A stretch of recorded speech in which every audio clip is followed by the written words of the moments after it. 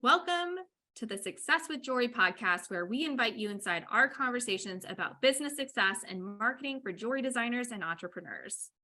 We're Laryssa and Liz, jewelry marketing experts with a combined 16 years of experience in jewelry marketing and proven track records in helping jewelry brands meet their goals. When you listen to or watch this podcast, you get an intimate and exclusive peek behind the curtain of all the things you wish you could know about earning success in this industry. Welcome to episode number 38. In this episode, Laryssa and I will be talking about how to effectively promote a launch. We'll share tips for planning ahead and when and how often to promote your launch. We also want you to know about our insider community. When you join for only $20 a month, you'll have access to extended episodes full of tips that you can start implementing today and further resources about each topic we discuss. In the extended version of this episode, we talk about what to do after the launch, and we also share more tips and visually a timeline for when to be sending emails, when to be posting on social media. That should be really helpful to have a really successful launch. To get access to exclusive content, as well as direct access to me and Laryssa, sign up by visiting successwithjewelry.com. Hey, Laryssa, let's get into it. Let's talk about planning yet again. Yet again. The key to success is planning. But before we do that, I just wanted to share this. I got on a call with a designer this week and they said, "Hey, Liz, let's get into it," because they've been listening to the podcast. It's rubbing off on them. I know. I was like, that's really fun. That's really fun. Anyway, circling back to planning. Truly, the key to success in your marketing is planning ahead. There's no other secrets. Yeah, we're not hiding anything from you. In the extended version, you're not going to get like an extra secret. You'll just get more info about planning. Definitely. I think that designers put so much energy into creating collections or like having events or like doing all these cool things, but they don't give it enough fanfare. Absolutely. And it's so important. Like if you're going to put that energy in, make it work for you, like make it pay off for you, give it space and time to like shine, you know? Definitely. So the first thing you want to do when you are planning ahead is determine what you're launching and be really clear, because if it's not clear to you, it's not going to be clear to your audience. So write it down. And some questions you can answer is, what is the collection called? Describe the collection. What is the story? What is the inspiration? Who is it for? This is where it's really important to know your audience, and also set some goals for yourself, sales goals, or it can be like how many people you want to be visiting your website or how many people you want to be clicking through your emails. Set some goals for yourself. Yeah. And to clarify too, it doesn't have to be a collection launch necessarily. You could be launching like a new service or a new website or a new colorway or a drop. Like it doesn't have to be a full-blown collection. Yes, definitely. You can use the same techniques of what we're talking about for anything, an event, a sale. We just want to make sure that you're planning ahead so that your audience really hears what you have to say, rather than just mentioning something once or twice and then being disappointed that it didn't go very well.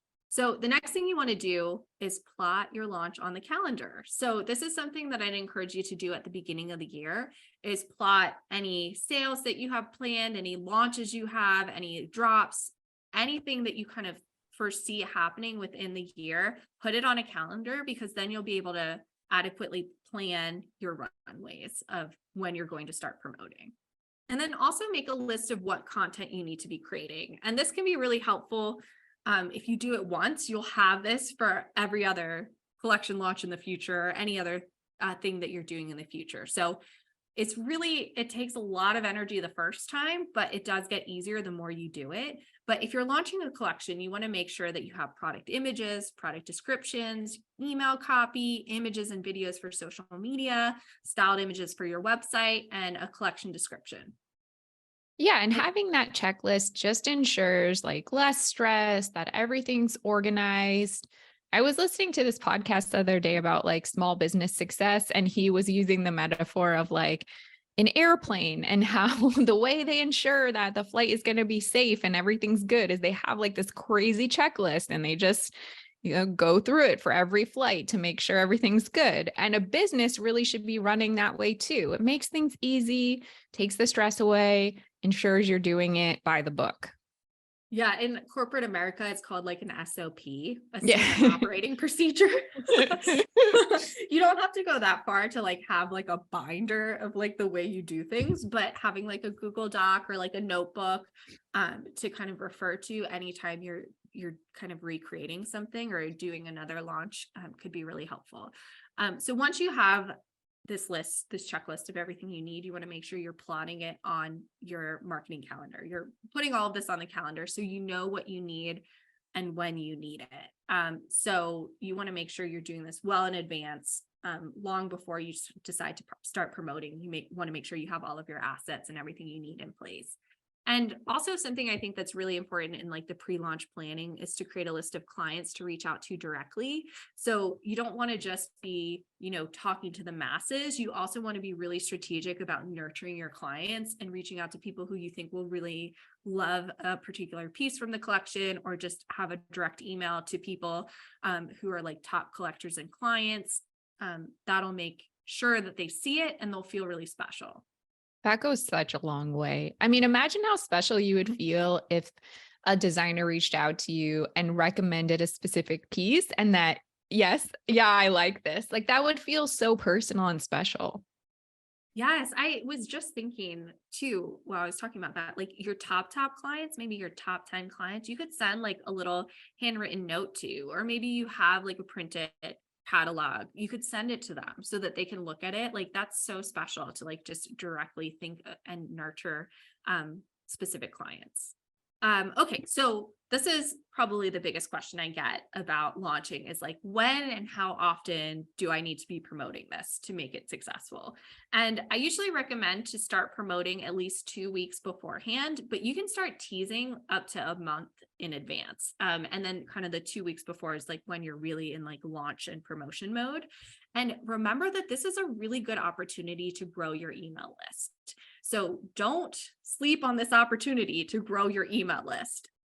Launch it to your email list first and tease it to your online audience and your like public social media audience as a reason to sign up. Like sign up for my list because you're going to see this new collection first and you're going to see all the behind the scenes content. And there's lots of one of a kinds and the email list is going to get access first. Then I love kind of laying the groundwork too, leading up to a launch. So before you kind of get into like promotion mode, maybe when you're just like starting to tease it, reintroducing yourself, reintroducing your story and your brand and sharing your inspiration so that you're ensuring that people know who you are at this point. Like when you start to tell the story of this specific collection, you've already like reintroduced your brand so people are really clear on what that is.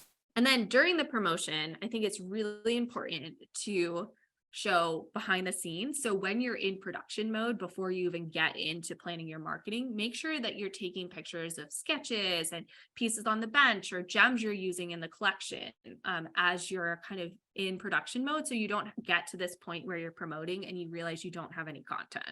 I also love sharing inspiration. So, a mood board or images that inspire the collection or like a color story, all of that I think is really great content to share. I think it's also a good opportunity to kind of get in touch with your why for launching the collection too, because other people will want to like feel that.